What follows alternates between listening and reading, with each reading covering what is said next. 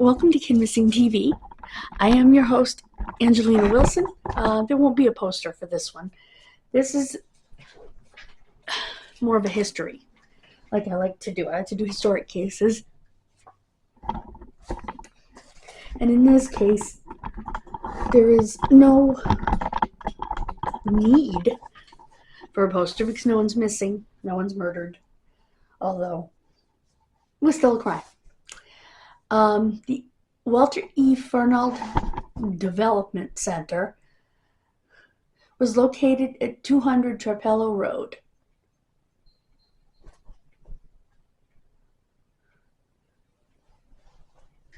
It's the oldest institution for the developmentally disabled in the Western Hemisphere. Lucky us. It started out as the Massachusetts School for the Feeble-Minded in 1848 and originally located in South Boston.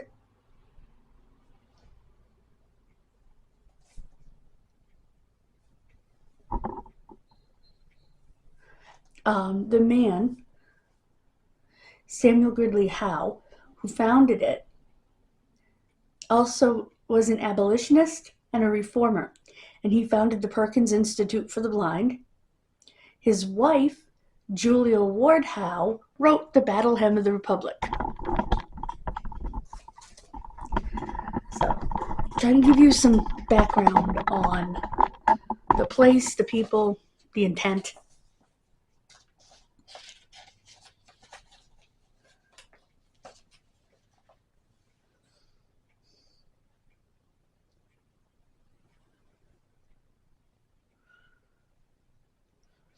Oh, I should mention 200 Trapello Road in Waltham, Massachusetts.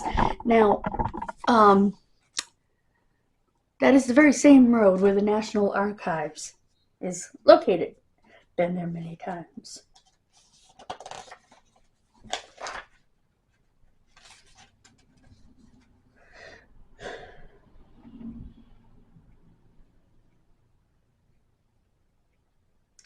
This school was still running into the 1960s, and at that time they had 2,600 students. Just wanted to give you a little history, a little background. Here is a map of an aerial view of the campus in about 1952.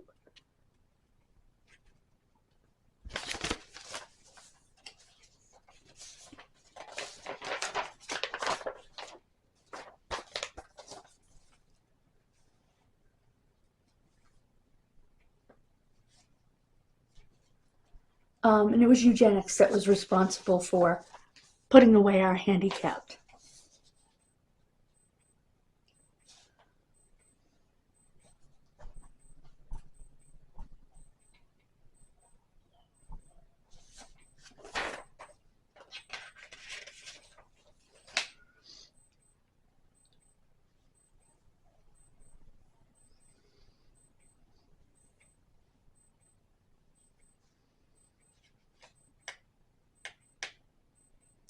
It's on the National Register of Historic Places. The lady who nominated it said, quote, "The Walter E. Fernald State School possesses integrity of location, design, setting, materials, workmanship, feeling, and associations." Associations with what, lady?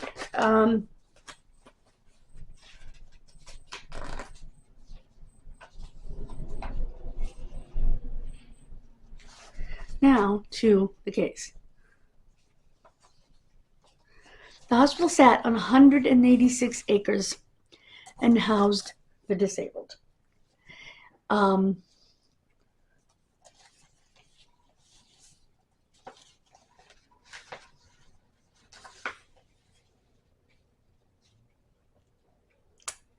the 1940s and 50s, a semi-secret radiation test began.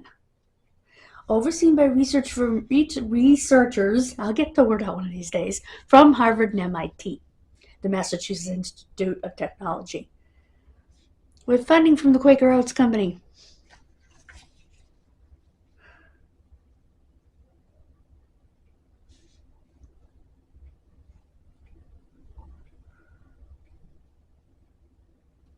The inmates, mentally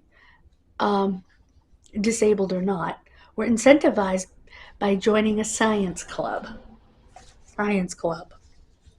in which they were offered parties, trips, baseball games, and extra portions of food. Then they were injected with radioactive chemicals.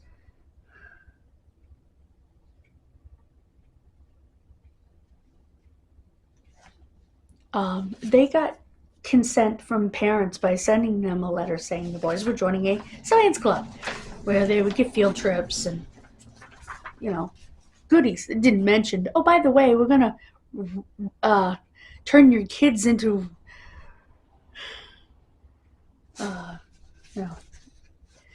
radioactive. We're going to turn your kids radioactive, because they wouldn't have consented to that.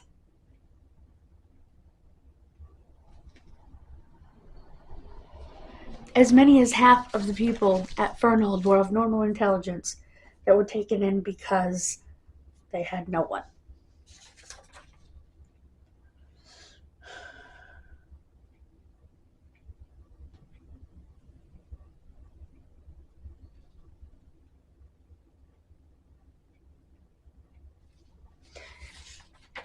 The school was shut down in 2014. It still had people in it in 2013. Okay.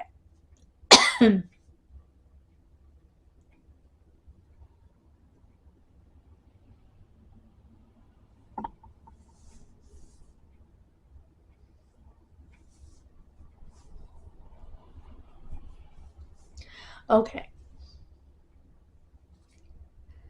The experiment was held between 1946 and 1953.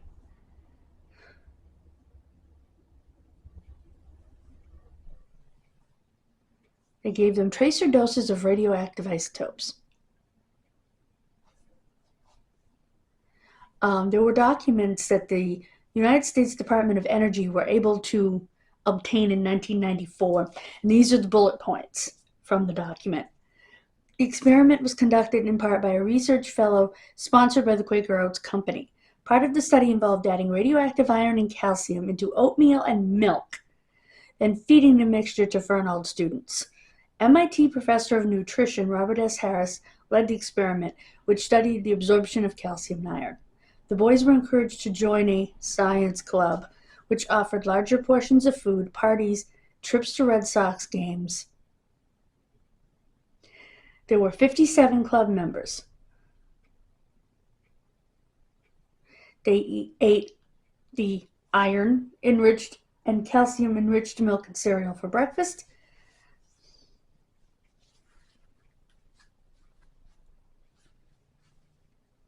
And they were also given oral and intravenous radiation. Radiation levels in stool and blood samples would serve as dependent variables. I'm not sure what that means. In another study, 17 of the students received iron supplement shots containing, again, more radioactive isotopes. Neither the children nor their parents ever gave adequate informed consent for participation in a scientific study.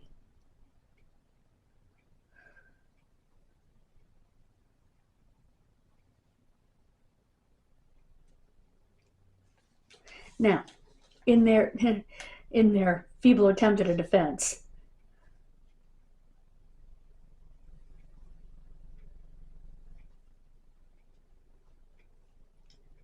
but it's been claimed that their exposure was up to 330 millirem, the equivalent of less than 1 year's background radiation in Denver. There was a class action suit in 1995, resulting in a 1998 district court decision awarding the victims $1.85 million settlement from MIT and Quaker.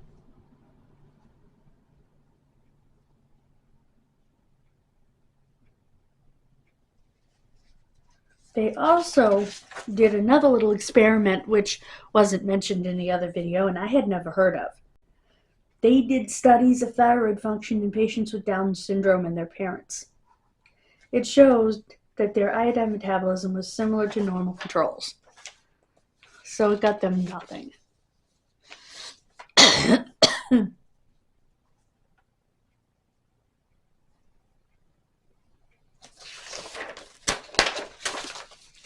In Judge Taro, um, on August 14, 2007, ordered the Department of Mental Retardation to consider the individual wishes of all 185 institution residents before closing the facility. However, in September, the new administration, Governor Deval Patrick, appealed Toro's ruling to the First Circuit Court in Boston. The Patrick administration said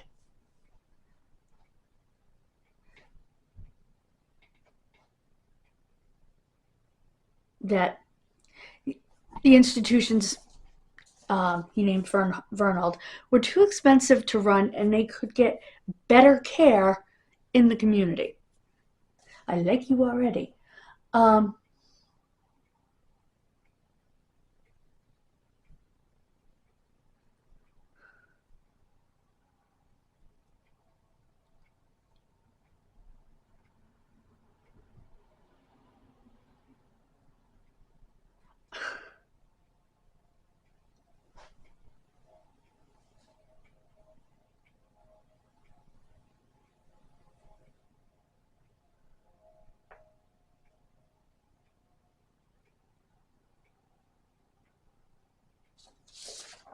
Now, a lot of people said, well, let's make Fernald smaller. And Governor Patrick said, no, close it. Care for these people in the community. And I agree with that. What is wrong with these people that are supposed to be advocates for the mentally retarded? That's what they called it then. We don't even have that anymore. We have the Department of the DDS, the Department of Disability Services, Developmental Services. They don't call it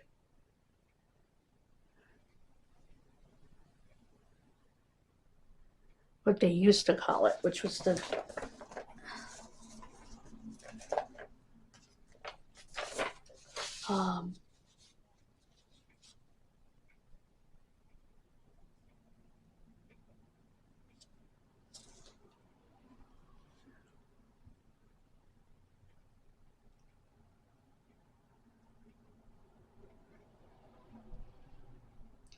it doesn't say. Anyway.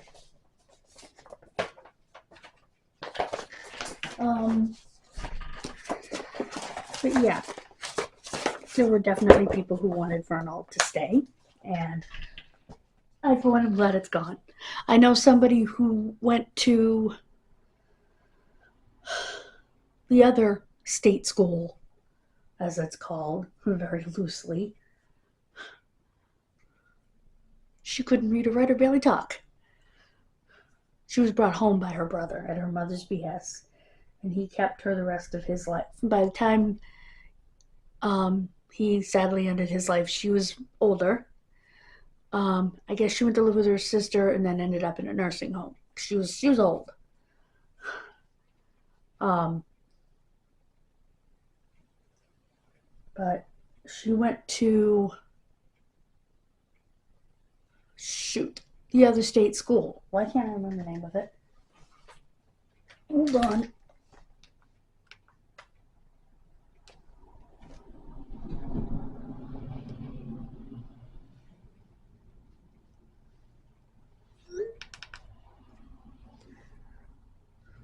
Where is this?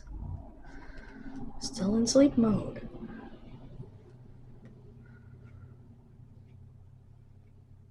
Oh, notifications while in sleep mode. Okay.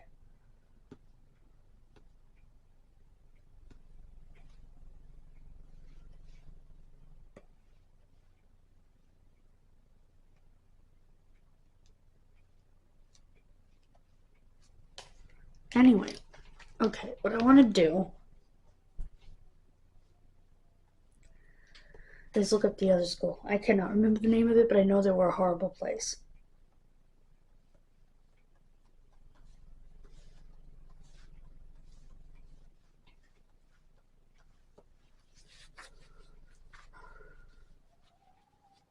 No, no.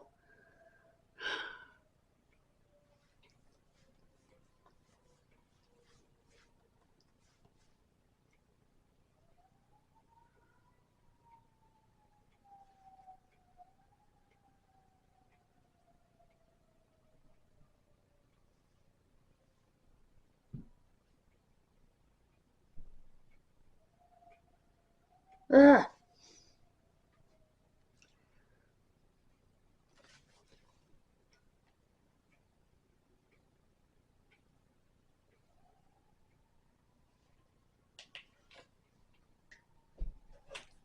Anyway, it's not helping.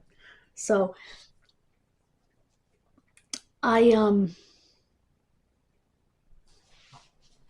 I'm not sure why that didn't come through. That was after 11:30. Why is it still in sleep?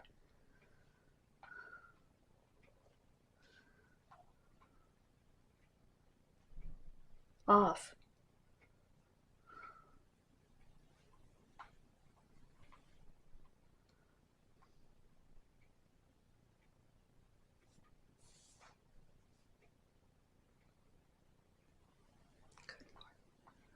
Okay. I can find it. But it was horrible. She talked about it a lot. It was one of the more infamous ones. Maybe that's how I can look it up. Uh,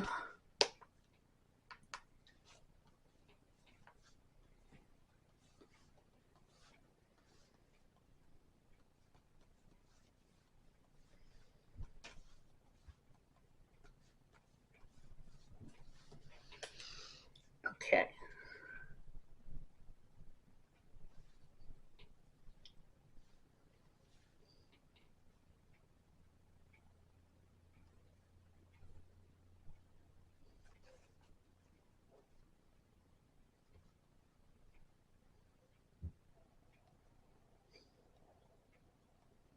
All I'm getting is the Disability Law Center.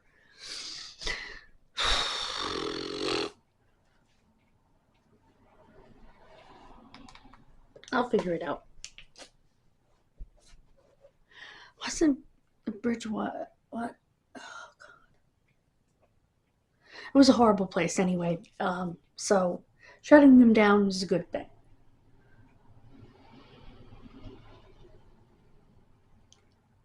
A lot of these parents wanted their kids at home.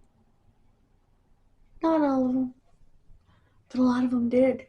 And one parent wanted, like in my friend's case, his father made his mother put his sister away.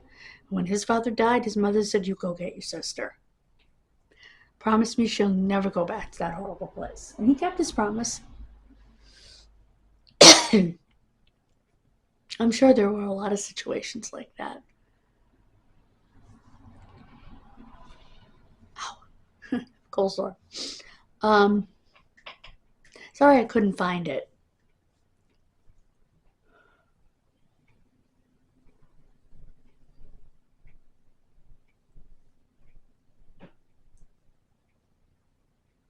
So,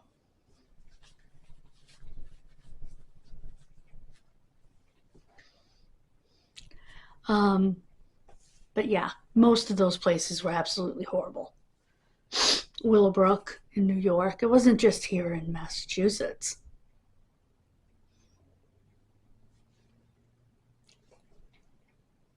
And right up into the 70s, doctors tried to convince parents to put their babies away.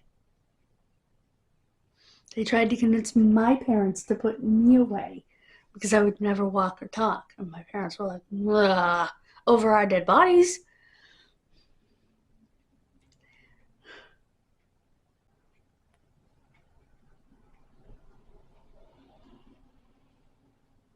So I'm grateful for that. And therefore, I'm grateful for Governor Patrick closing those horrible institutions.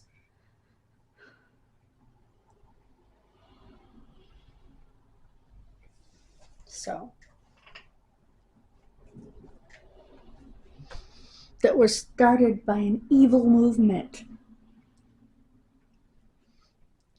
of eugenics, which we have talked about in the past. So, or I have on my other channel when I talked about Margaret Sanger, so I will put that video in the cards so you can hear more about eugenics. Thank you so much for joining me. God bless you. Have a wonderful rest of your day. And I will see you Wednesday. Bye, guys.